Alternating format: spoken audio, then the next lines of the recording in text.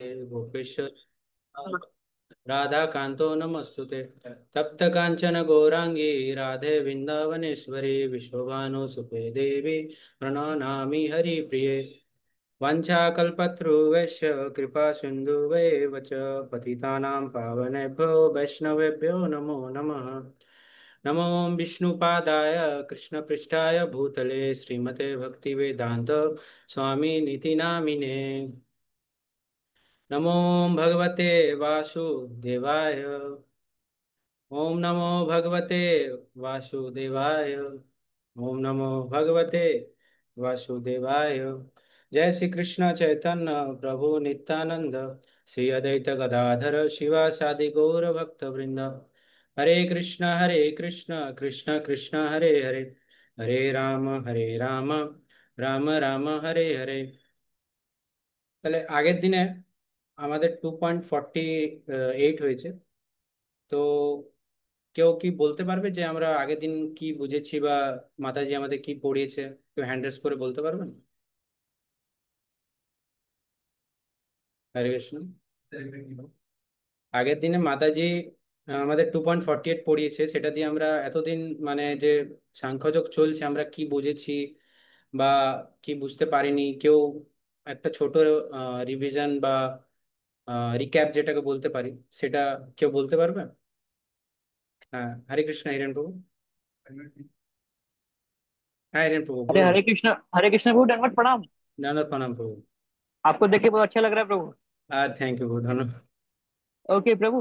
जो last class में जो माता जी ने जो क्लासेस करवाया था उसमें हम्म। क्लियरली बता रहे सांख्य योग के बारे में, मतलब the soul is different and the body is totally different. ठीक है। और अर्जुन को भगवान श्री कृष्ण बोल रहे थे कि एक बॉडी के लिए अगर कोई मृत्यु हो जाता है तो उसके लिए भी तुमको लिमिट करने की जरूरत नहीं है, पछताने की जरूरत नहीं है। ठीक है, हम्म। लिमिट नहीं करना चाहिए बिकॉज जो सोल है वो तो इटर्नल है। सोल कभी नहीं मरता, तो जो मरता है वो मरता है सिर्फ बॉडी। ठीक है, बॉडी जो है, सोल जो है वो ऑटोमेटिक दूसरा बॉडी उसको इंस्टेंट मिल भी जाता है आफ्टर दैट। और उस पोजीशन में अर्जुन को बोल रहे थे यू हैव टू फाइट, क्योंकि अर्जुन है क्षत्रिय और क्षत्रिय को अपना धर्म निभाना जरूरी है। अगर वो फाइट करेगा तो उसको, अगर वो जीतता है युद्ध को, तो नेचुरली उसको हेवनली प्लैनेट यहीं पर ही वो जी पाएगा। अगर वो नहीं, अगर वो मर जाता है तो वो हेवनली प्लैनेट को अचीव करेगा। জি यही জি, था bro। একদম খুব ভালো। আর কেউ আছে যে বলতে চান বা কিছু বলতে পারবেন?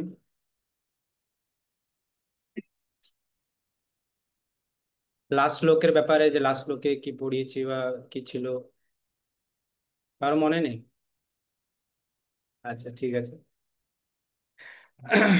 তো আগে যে শ্লোক ছিল, যার প্রথম আমরা এটা দেখি, যোগাস তথা কুরু কর্মাণি, মানে ভগবানের, অর্জুনকে ভগবান মানে হিন্দিতে শুরু করে দিয়েছেন যে নিজের বুদ্ধিতে যে কর্ম করছো এটাই বুদ্ধি লাগিয়ে, যে আমাকে সেন্টারে রেখে কি করে কর্ম করো, সেটার ভগবান বুদ্ধিযোগের ব্যাপারে বলতে শুরু করে দিয়েছে অর্জুনকে।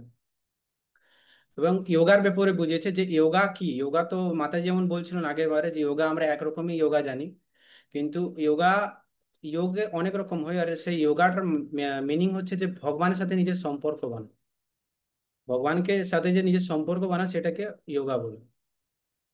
তো আজকে আমাদের হবে 2.49, সেটা আমি উচ্চারণ করছি এখন। থুরেনা হে অবরম কর্ম বুদ্ধি যোগ ধনঞ্জয় বোধম শরণ ভিঞ্চয় কৃপা পলায়ে তব। এটার অনুবাদটা পড়ে দেবেন সুলতা মাতাজি একটু? হরে কৃষ্ণ। হ্যাঁ, হে ধনঞ্জয়, বুদ্ধিযোগ দ্বারা ভক্তির অনুশীলন করে সকাম কর্ম থেকে দূরে থাকো এবং সেই চেতনায় অধিষ্ঠিত হয়ে ভগবানের শরণাগত হও। যারা তাদের কর্মের ফল ভোগ করতে চায় তারা কৃপণ।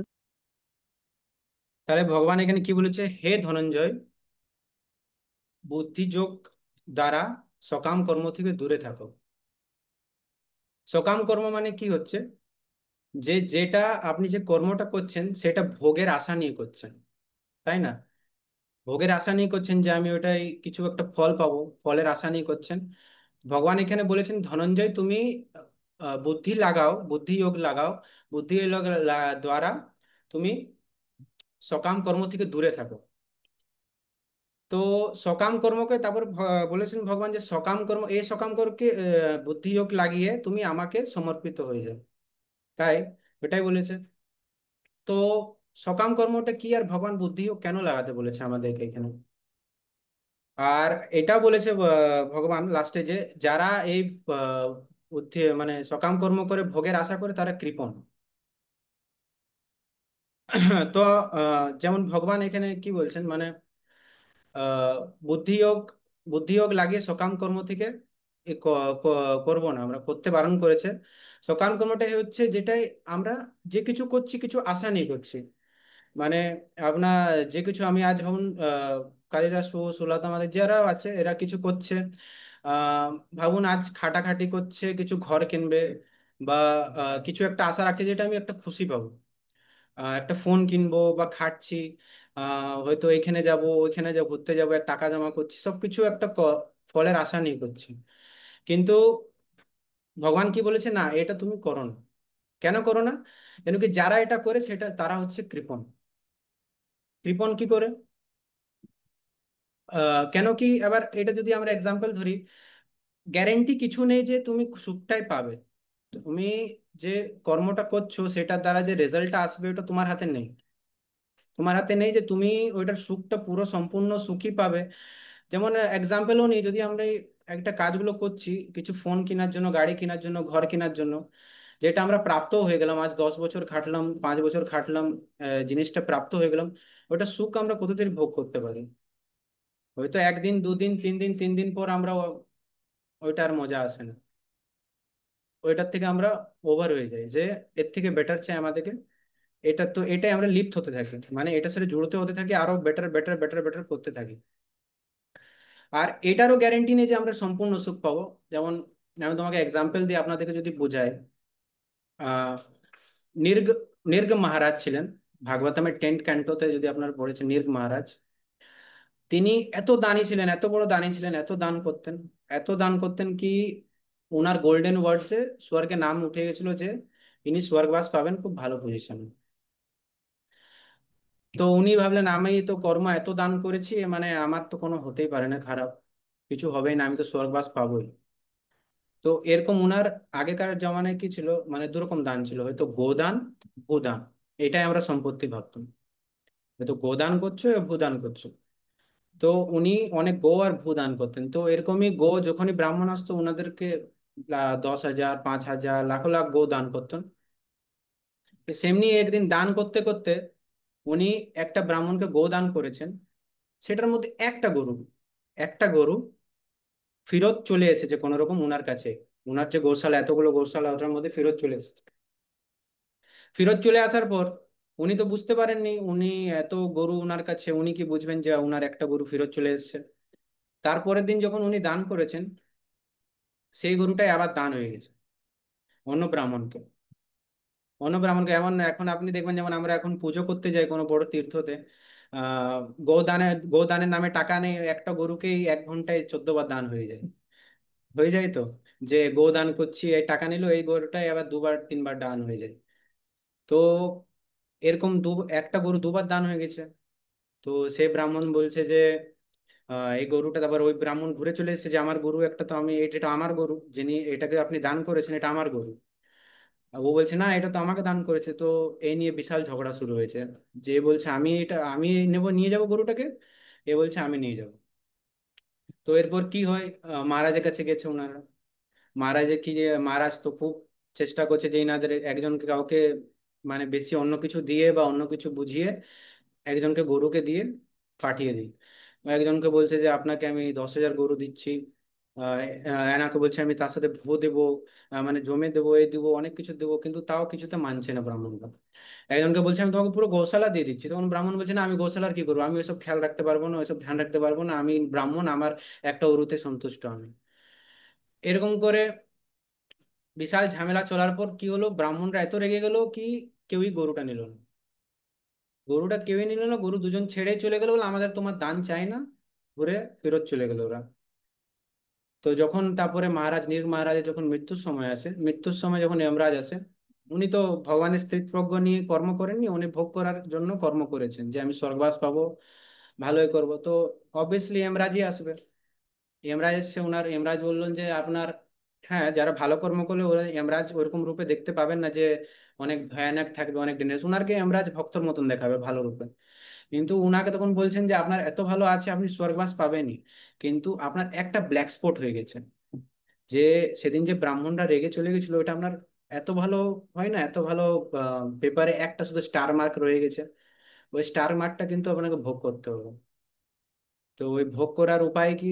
তো আপনাকে ওনাকে চয়েস দিচ্ছেন যে আপনি প্রথমে স্বর্গে চলে যান, তারপরে ফিরে এসে ভোগ করুন, ইয়া প্রথমে ভোগ করুন আপনি তারপর স্বর্গে যান। তো উনি বলছে যে আমি আবার ঘুরে যাবো, রিটার্ন কেন আসবো, আমি ওখানে থেকে যাব, আমি আগে ভোগ করে নিই তারপরে যাই, প্রথমে একটু শাস্তি নিয়ে নিই। তো ওনাকে যমরাজ বললো তাহলে শাস্তিটা কি? তাহলে শাস্তিটা কি হচ্ছে যে তোমাকে গিরগিট হতে হবে 100 বছরের জন্য। বললো গিরগিট হতে হবে 100 বছরের জন্য, এত সময়? তো ওনাকে প্রার্থনা করতে করতে উনি বলেন ঠিক আছে তুমি তাহলে দ্বারকাতে গিরগিট হয়ে যাও, এখানে কৃষ্ণ ভগবান কৃষ্ণের স্পর্শ থেকে তুমি জলদি মুক্ত হয়ে যাবে। তো এখনো দ্বারকাতে ওই কুয়োটা আছে, যেটা নির্গ মহারাজের কুয়ো বলে, অনেক ফেমাস। আপনারা যদি কোনোদিন দ্বারকা যান তো যান তো দেখতে পাবেন।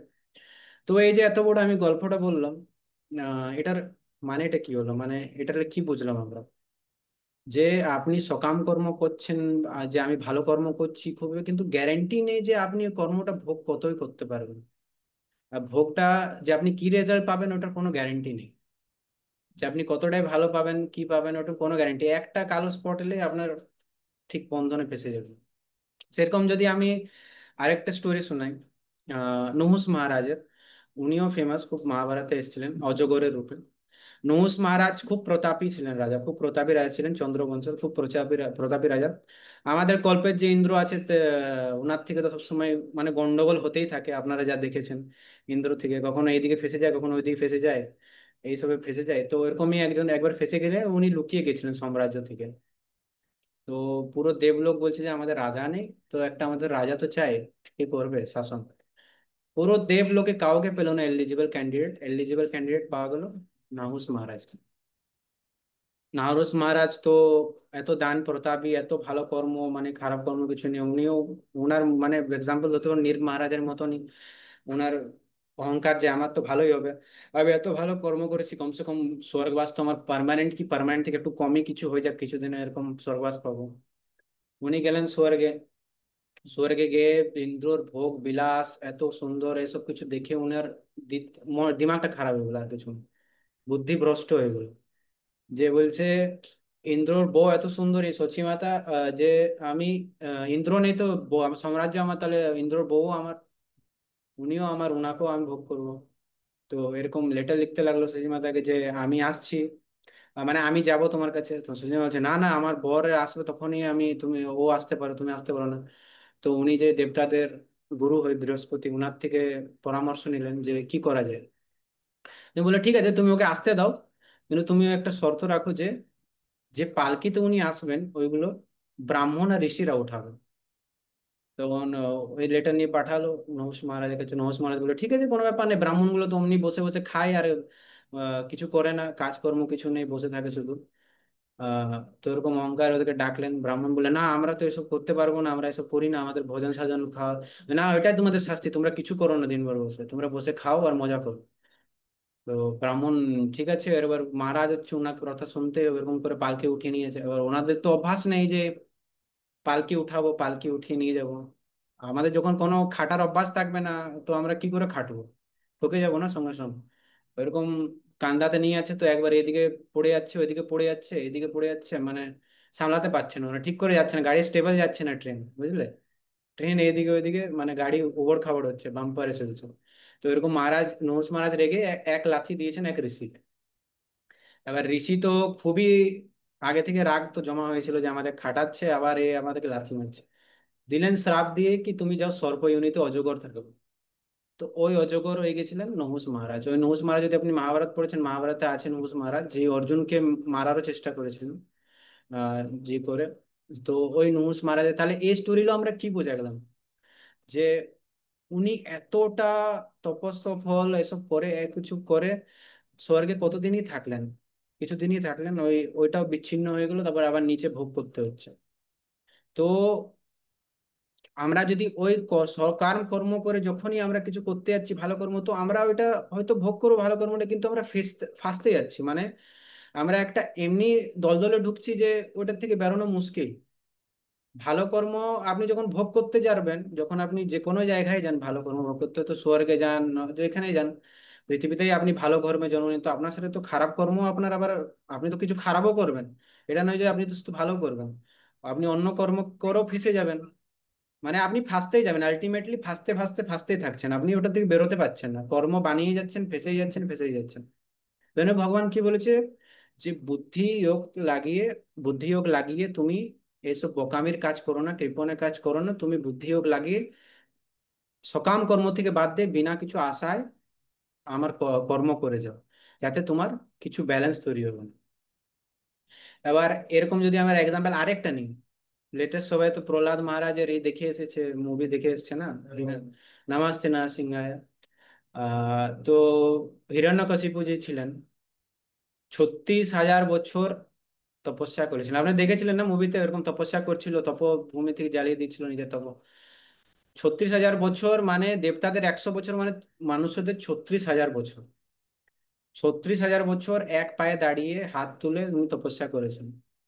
ওই তপস্যা এত ডেঞ্জারাস, মানে পুরো পোকামাকড় ওনার শরীর খেয়ে নিয়েছিল। আমাদের কি হলো, একটা মশা কামড়ালে আমাদের ধ্যান ভেঙে যাবে, পোকামাকড় শরীর খেয়ে ষাঁড় বেঁচেছিল, তাও উনি তপস্যা 36 বছর করে উনি সিদ্ধি লাভ করলেন। ব্রহ্মার কমল এই হতে লাগছে, মানে লড়খাতে লাগছে যে কে তপস্যা করছে, যে আমাকে যেতেই হবে।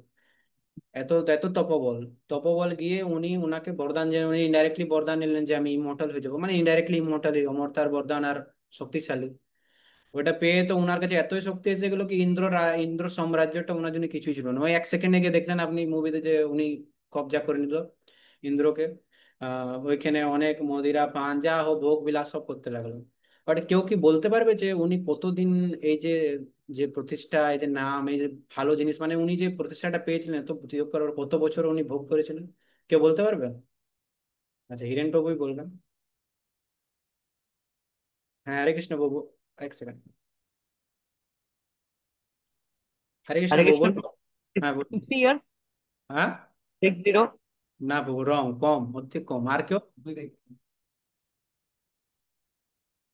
কেউ গেসেস, কিছু আইডিয়া? আচ্ছা, অক্ষর প্রভু বলবেন। हरे বল। कृष्ण प्रभु दंडवत प्रणाम। 36 days। একটা একটু বেশি কম হয়ে গেল বাবু।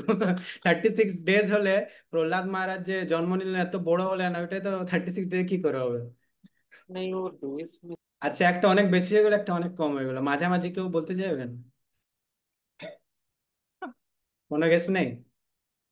আচ্ছা, হিরেন বাবু যেটা বললেন ওইটা ডিভাইডেড বাই 10 করে দিন, 5 ইয়ার্স।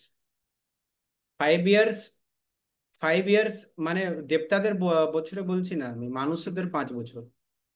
শুধু 36,000 মতন তপস্যা করে উনি মানুষ 5 বছর ভোগ করলেন সুখ। যা পারলেন মনে করলেন, যা পারলেন ওইটাই ওনার সবকিছু শেষ।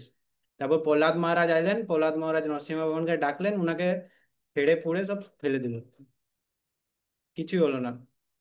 তো এইসব এক্সাম্পল গুলো আমরা কি বুঝতে পারছি, যে মানে আমাদের ভক্তিযুক্ত হয়ে, মানে সকাম কর্ম করলে যে আমরা সুখগুলো পাই ওগুলো টেম্পোরারি, ওইগুলো কোনো দিনও বেশি দিন টিকবে না।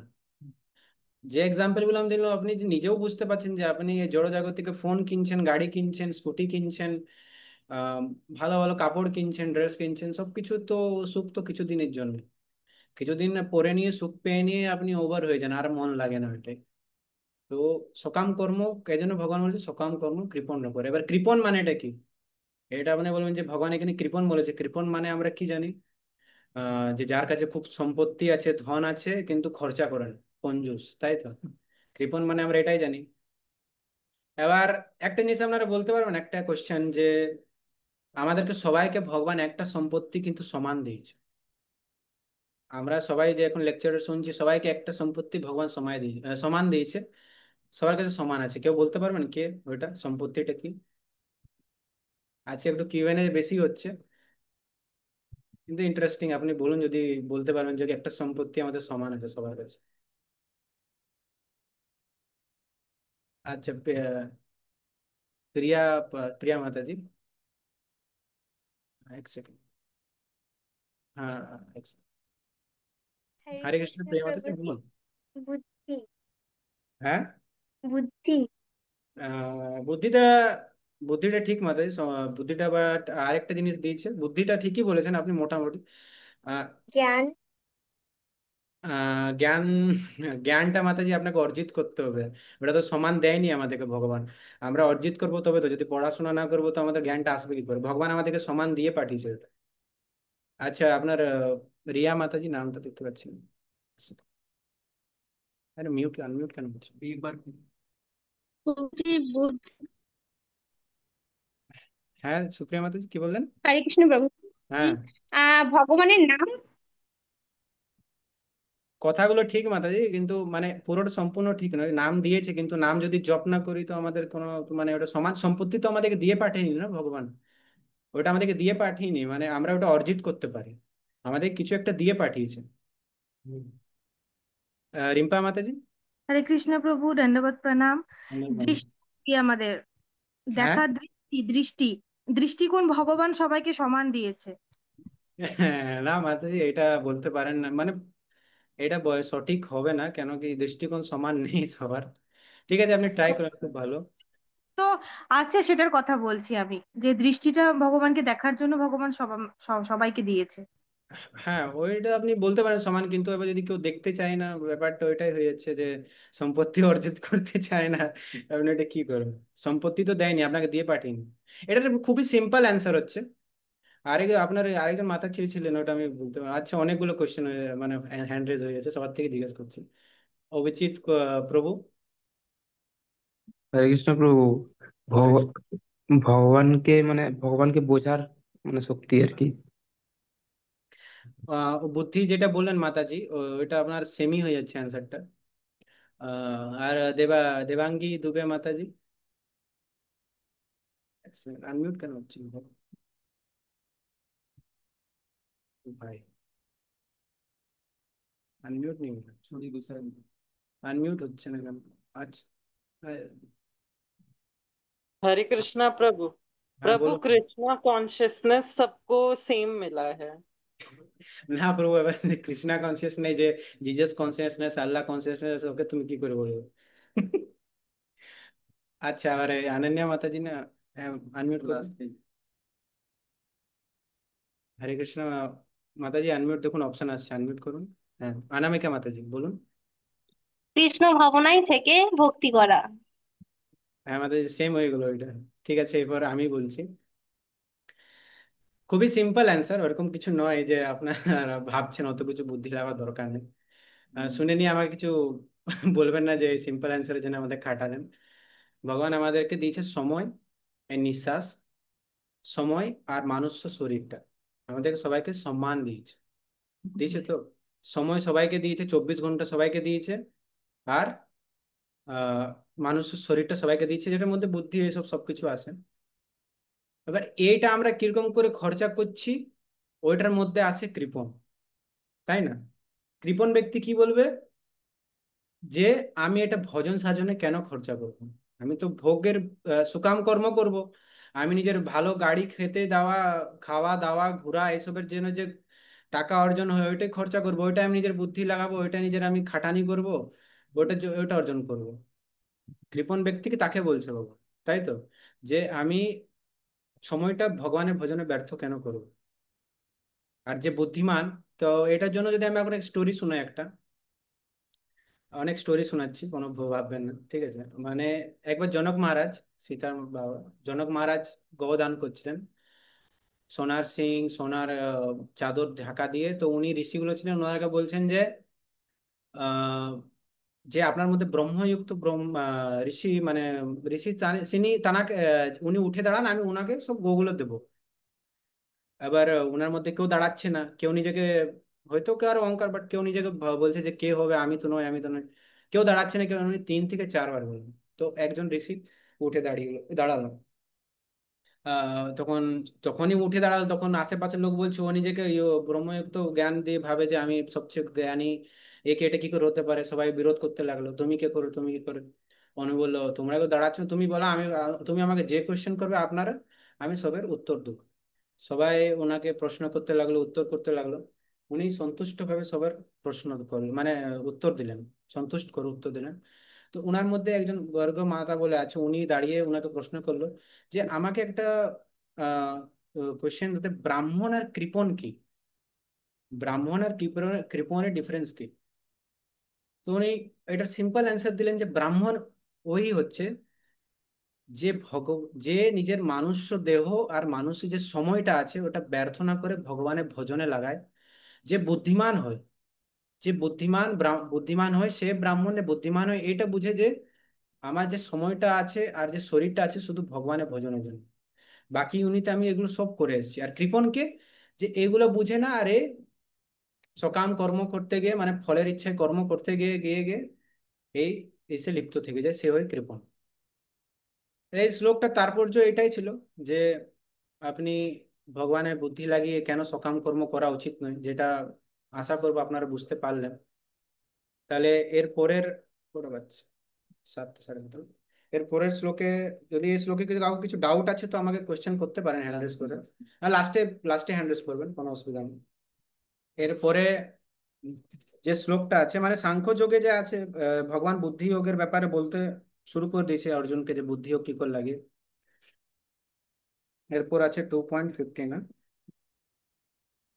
বুদ্ধি যোক্তা যাহাতিহা উবে সুকৃতা না দুষ্কৃতা তস্মাৎ যোগা যুজ্যস্য যোগা কর্মসু কৌশলম।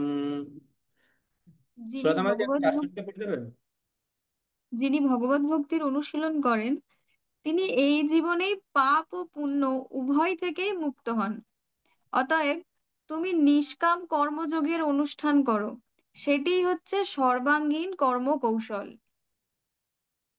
তাহলে ভগবান কি বলেছে, যে বুদ্ধি যোক্তা যাহাতিহা, বুদ্ধি লাগিয়ে যে কর্ম করে সে পার্থ, অর্জুন, সে দুষ্কৃতা সুকৃতা মানে ভালো আর খারাপ কর্ম দুটার থেকেই মুক্ত হয়ে যায়। এবার আপনাদের প্রশ্ন থাকতে পারে যে হ্যাঁ আমি খারাপ কর্মটা থেকে মুক্ত হতে চাই ভাই, আমার খারাপ কর্ম যে করেছি ওগুলো ভগবান ক্ষমা করে দিক, জয় জয় জয় জগদীশ হরে ক্ষমা করে দিন, বাকি ভালো কর্মটা তো আমি ভোগ করবো। ওইটা কি আছে, কে ভোগ করতে চাই না ভালো কর্ম, তাই তো। কিন্তু ভালো কর্ম যে আমি আগের এক্সাম্পল গুলোকে আপনাকে দিলাম, আপনি ভালো কর্ম যখন ভোগ করতে যাবেন ওইটার জন্য আপনাকে জন্ম নিতে হবে, তাই তো। স্বর্গে হোক কি পৃথিবীতে হোক, ভূলোকে হোক, যে কোনো জায়গায় আপনাকে থাকতে হবে। থাকতে হয়ে আপনি ভালো কর্মটা ভোগ করবেন, হয়তো গাড়ি দাড়ি সুখ ঐশ্বর্য সবকিছু পালেন, আর ওর মধ্যে কি হবে, আপনার আরো কর্ম ক্রিয়েট হবে, এটার মধ্যে খারাপ কর্মও থাকবে। আপনি তো সৎপুরুষ হয়ে যাবেন না যে আপনি সবকিছু ভুল হবে। আমরা যদি কোনো চলতেও যাই তো আমার থেকে একটা পিঁপড়ি হয়তো পায়ের নিচে এসে যায়, ওটা আমাদের কন্ট্রোলে নেই। কিছু হয়তো পোকামাকড় মেরে যায়, ওইরকম ভুলভাল কর্ম আপনার ক্রিয়েট হয়ে যাবে, তো আপনি কি হবেন, এইসব কর্মতে লিপ্ত হতে থাকবেন, যেটা আমি বললাম ফেসেই যাবে। ফাঁসতে ফাঁসতে ভগবান বলছে ফাঁসতে ফাঁসতে থাকবে, মানে এরকম কর্ম ক্রিয়েট হতে যাবে যে আপনাকে জন্মের পর জন্ম নিতেই হবে। তো ওই জন্য ভগবান বলছে যে বুদ্ধি লাগাও, অর্জুন বুদ্ধি লাগাও, বুদ্ধি লাগায় আমাকে সেন্টারে রেখে সব কর্ম করো। এই যে কর্মগুলোর থেকে সুখ বা দুঃখ যেটাই আসছে সেটাকে তুমি মানে ওই সেটা তুমি আশাও রাখো না, আর সেটার থেকে তুমি কোনো মানে অচল বিচলও হয় না, মানে যে দুঃখ আসলো খুশি হলো খুশি হওয়া দরকার নেই, অত ভোগ করার, দুঃখ এলো দুঃখ, তুমি যে আছো ওইটাই থাকো, স্থিতপ্রজ্ঞ থাকো, স্থির থাকো। দুঃখ আসো সুখী আসো, তুমি সুখ আসুক তুমি স্থির থাকো। এবার আপনারা যদি জানেন না, কর্ম 3 প্রকারের হয়, মানে সঞ্চিত কর্ম বলতে প্রারব্ধ কর্ম, সঞ্চিত কর্ম আর আগামী কর্ম। প্রারব্ধ কর্ম কোন, সঞ্চিত কর্ম কোনটা, এর আগে আপনি কোটি কোটি জন্ম নিয়েছেন, কোটি কোটি জন্ম আপনার মনে নেই। আপনার যদি মনে থাকে তাহলে আপনি এই জন্মে পাগল হয়ে যাবেন যে আমার এই মা বাবা ছিল, ওই মা বাবা ছিল, ওই মা বাবা ছিল, আমার এখানে জমি আছে, আমার ওইখানে বাড়ি আছে, আমার এখানে ঘর আছে, সবগুলো ভেবে ভেবে আপনি পাগল হয়ে যাবেন যে আমার আগের জন্মের ভাই কি করছে এখন আমি দেখে আসি। ওই জন্য এইসব আপনার মনে নেই, কিন্তু আপনার জন্ম হয়েছে। জন্ম হয়েছে, এবার জন্ম হয়েছে, ওই যে যত প্রারব্ধ গুলো আছে এগুলো তো আপনারা একবার ভোগে নিতে পারবেন না। হয়তো ক্রিয়েট হয়েছে এত জন্ম, তো ওইগুলোর কিছু কিছু ব্যাংকে জমা হতে থাকে। ব্যাংকে জমা হয়ে যে আমরা, খুব মজা লাগে তো যে আমাদের এফডি লাগা আছে, ওটার ইন্টারেস্ট জমা হচ্ছে, আহা পয়সা বাড়ছে, টাকা বাড়ছে। ওইরকমই আপনার কর্মটার ব্যাংক অ্যাকাউন্টে জমা হয়ে আসছে, ঠিক আছে, ওটাকে বলে সঞ্চিত কর্ম। এবার সঞ্চিত কর্ম জমা আছে, এবার যে আপনি জন্ম নিয়েছেন এটার মধ্যেই আপনার যে জন্ম হয়েছে ওটার মধ্যে কিছুটা পার্ট, কিছুটা পেন ড্রাইভে কিছুটা পার্ট কাট করে নিয়ে আপনার ডাউনলোড হয়ে গেছে আপনার সাথে, ওইটাকে বলা হয় প্রারব্ধ কর্ম। ঠিক আছে, আপনি ডাউনলোড করে নিয়েছেন, মানে আপনার যে যখন জন্ম হয়েছেন তখন অ্যাস্ট্রোলজিক্যাল চার্টটা যেটা হয়েছে তৈরি, ঠিক আছে, যেটার মধ্যে আপনার প্ল্যানেটারি পজিশনস যেগুলো আছে সেগুলোকে আপনার প্রারব্ধ কর্ম হিসাবে পজিশন পান, সেই টাইমে সেই অনুসারে আপনি জন্ম নেন, আর ওটার হিসাবে আপনার প্রারব্ধ কর্ম, আপনার জীবন কেমন হবে, আপনার কি হবে, সব কিছু ফিক্সড থাকে। এবার যে কর্মটা এবার আপনি প্রারব্ধ কর্ম যে ভোগ করছেন তার মাঝেও আপনার অনেক কিছু স্বতন্ত্র আছে যে আপনি নিজে ডিসিশন নিতে পারেন, কেন কি ভগবান হচ্ছে অথা সাগরের মতো। ভগবান অথা সাগর যদি বলি, ভগবানের স্বতন্ত্র আছে সাগর যদি বলা হয়, তাহলে ভগবান যদি স্বতন্ত্র হচ্ছে, তো আপনি তো মানছেন যে ভগবান স্বতন্ত্র, পুরো স্বতন্ত্র, তাহলে আমরা কি, আমরা ভগবানের অংশ, অংশ হচ্ছি তো। তাহলে যদি আমরা সমুদ্র থেকে এক এক ফোঁটা জল নিয়ে আসি, এক ফোঁটা সমুদ্র জল নিয়ে কি ওটা কি ই থাকবে না, নমকিন থাকবে না, মানে কি বলে ওটাকে, নুন থাকবে তো, নুন মানে ই লাগবে তো, নমক লাগবে তো। তাহলে ভগবান যদি স্বতন্ত্র হয় আমরাও স্বতন্ত্র থাকবো, আমাদের মধ্যেও কিছু স্বতন্ত্রতা দিয়েছে ভগবান, এরকম নয় যে আমরা প্রারব্ধ কর্ম নিয়ে বেঁধে আছি যে বলে দেয় না অনেকজন ভগবান যে আমরা যা হচ্ছে সব কর্ম হিসাবে হচ্ছে, আমার কিছু করার দরকার না, তোমারও ডিসিশন অনেকটা স্বতন্ত্র আছে, তোমাদের স্বতন্ত্রতা আছে, তোমাকে যে ভগবান স্বতন্ত্র দিয়েছে তুমি ভগবানের অংশ বলে। ভগবান যদি অথাসাগর তো আমরা ওনার বিন্দুও ওরকমই, তো ওরকমই স্বতন্ত্র থাকে, তো ওইগুলোর থেকে আমরা যে কর্মগুলো করি ওগুলো ক্রিয়েট হয় আগামী কর্ম, যেগুলো এখন আমরা বানাচ্ছি নতুন কর্ম, ওইগুলাও তৈরি হতে থাকে। তো ভগবান বলেছে অর্জুন এই তিনটা কর্ম থেকে তুমি উপর উঠো, তুমি স্থিত বুদ্ধি যোগ লাগিয়ে আমাকে সেন্টারে রাখো, তোমার না ভালো কর্ম তৈরি হবে না খারাপ কর্ম তৈরি হবে, তোমার ব্যালেন্স কি হবে, জিরো। এবার অনেকজন ভক্তি তো হয়তো ভাবতে পারে যে আমি ভক্তি করছি এ করছি, আমার যে কিছু কর্ম ভালোই হচ্ছে না, কিছু ইয়ে হচ্ছে না, ডিলিট কি হচ্ছে, ভগবান কি কর্ম ডিলিট করছে, কি আমার খারাপ কর্মগুলো নিয়ে নিচ্ছে আমি বুঝতে পারছি না। অনেকজন বলে তো ভগবানের শরণাগত হয়ে যায়, তোমার সব কর্ম আমি নিয়ে নেবো, ওই তোমাকে মুক্ত করে দেবো, পাপ মুক্ত করে দেবো, এই করে দেবো। একটা জিনিস মনে রাখবেন যে প্রারব্ধ কর্ম যেটা আমাদের ডাউনলোড হয়েছে না, সেটা আমাদেরকে ভোগ করতেই হবে, ওইটার থেকে আমরা ছুটকারা পাবো না। আমরা জন্ম নিয়ে নিয়েছি ডাউনলোড করে ওই কর্মটা, ওইটা আমাদেরকে ভোগ করতেই হবে। কিন্তু যে সঞ্চিত কর্ম আছে আর আগামী কর্ম আছে ওইগুলো আমরা সমাধান করতে পারি। ভাবুন যখন আমরা একটা খাতা সূচ নিয়ে সেলাই করছি, হ্যাঁ না, মোটা খাতা অনেকগুলো পেজ আছে, অনেকগুলো পেজ আছে তো, ওইগুলো যখন আমরা সেলাই করতে বসি তো সূচটাও কিরকম মানে উপর থেকে ঢুকোই তো, তো প্রথমে ফার্স্ট পেজটা, তারপর সেকেন্ড থার্ড ফোর্থ এরকম করে যায় তো, নিচে নিচে একবারে তো না, এরকম উপর থেকে নিচে আসে তো। তো ওরকম করে নিচে আছি আমরা, আমরা নিচে যখনই আমরা ভক্তি স্টার্ট করি তো আমাদের যে সঞ্চিত কর্ম আছে না ওইগুলো সোচ থেকে ডিলিট হতে শুরু হয়ে যাবে, ডিলিট হয়ে হয়ে হয়ে হয়ে হয়ে হয়ে আমাদের অবধি পৌঁছে। এরকম করেই আমাদের কর্ম নষ্ট হয় ভগবানের ভক্তি করলে। প্রারব্ধ কর্মটা তো আমরা নষ্ট করতে পারবো না, সোচ দিয়ে সঞ্চিত কর্ম আমাদের নষ্ট করলে আগামী কর্মটার এবার কি করি আমরা, আগামী কর্মটা কি হবে। তো আগামী কর্মটারই ভগবান এটা দিয়েছে, ভক্তি লাগিয়ে বুদ্ধি লাগিয়ে পার তুমি যে কর্ম করছো সেটার আশা অপেক্ষা না রাখে, যে দুঃখ আসছে খুশি আসছে ওটা তোমার হাতে নেই, তুমি ওটার আশা কিছু করো না, শুধু এতটুকু বুদ্ধি লাগাও, তোমার আগামী কর্ম ক্রিয়েট হবে না। তাহলে আমাদের ব্যালেন্স কি হয়ে গেলো, জিরো। না আমাদের সঞ্চিত কর্ম থাকলো, না আগামী কর্ম থাকলো, থাকলো কি শুধু প্রারব্ধ। প্রারব্ধটা ভোগো, ভগবানের ভক্তি করো, জিরো ব্যালেন্স নিয়ে কোথায় যাবে, ভগবানকে স্মরণ করা ছাড়া তো আপনার কোনো কোনো রাস্তাই নেই, মানে এই বুদ্ধি লাগানো, বলে ভগবানকে স্মরণ করে কোথায়, গোলক চলে যাবে। তাহলে বার্থ আর রিবার্থের সাইকেলে আর ফার্স্ট।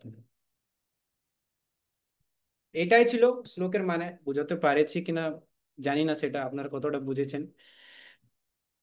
ভগবান বুদ্ধি লাগিয়ে যে কিছু কর্ম করছো, হয়তো আমরা যে প্রসাদ পাই, ভগবান আমরা প্রসাদ পাচ্ছি, ভগবানকে ভোগ লাগাচ্ছি, সেটা কি হয়ে গেলো, আমাদের কোনো কর্ম ক্রিয়েট হলো, কোনো কিছু করছি, যেমন অর্জুন যুদ্ধ করছিল, ওনার কর্ম করার জন্য ওনাকে সবাইকে হত্যা করতে হচ্ছিল, ভগবান কি বলে, না তুমি ধর্মের রক্ষার জন্য কর্ম করছো, তোমার কর্ম হচ্ছে এটা, তুমি এটা কিছু ভাবো না যে এটা খারাপ হয়, তো ওটা কি তুমি কর্ম মুক্ত হয়ে যাবে। সেরকম ভাবে আমাদেরকে পুরো সংসারে কর্ম করে দিতে হবে। আমরা যা করছি, আয় কামাচ্ছি, ঘর দুয়ারের জন্য টাকা কামাচ্ছি, সবকিছু করছি, করো, কিন্তু কি একটা বুদ্ধি লাগাবে, মনে বুদ্ধি লাগাবে, একটা বুদ্ধি লাগিয়ে এমনি পেঁচিয়ে ভগবানকে সেন্টারে রেখে দেবে যে ভগবান আমি তোমার জন্য করছি সব, যা কিছু করছি আমার জন্য নয়, আমার সুখের জন্য নয়, ভগবান আমি তোমার জন্য করছি, তোমার এটাই আমি ঘরে তোমাকে স্থাপিত করব, তোমার জন্য ভোগ বানাবো, তোমার জন্য তোমার ভক্তি করব, তোমার প্রচার করব, তোমার এই করব, সবকিছু ভগবানকে মাঝে রেখে করবো, পুরো প্রাপ্ত, আগামী প্রাপ্ত নষ্ট হয়ে যাবে। এইভাবে স্থিতপ্রজ্ঞ বুদ্ধি লাগিয়ে তারপরের দিন আবার তো আজ কটা বাজলো, 7:42, এরপরে প্রেয়ার ওয়ালস এর একটা ক্লাস আছে 8টার সময়, জন্মাষ্টমী, তার জন্য আজকে আমি বেশি আর শ্লোকে গেলে আমি মানে তখন টাইম পেরিয়ে যাবে, তো আজ এতটুকুই থাকুক, 2.50 অবধি। যদি কারো কোনো কিছু প্রশ্ন আসছে, বা আমার যা আমি মানে প্রথমবার গীতা ক্লাস দিচ্ছি, আমি ঠিকভাবে বলতে পারছি না, জানি না, যদি কারো কিছু প্রশ্ন বা কিছু বুঝতে পারেনি, তার হ্যান্ড রেজ করে জিজ্ঞেস করতে পারেন, যতটা আমার ক্ষমতা বা যতটা আমার আমি বলার চেষ্টা করবো, কিছু ভুল হলে আমাকে ক্ষমা করুন। হরে কৃষ্ণ, হ্যান্ড রেজ করুন।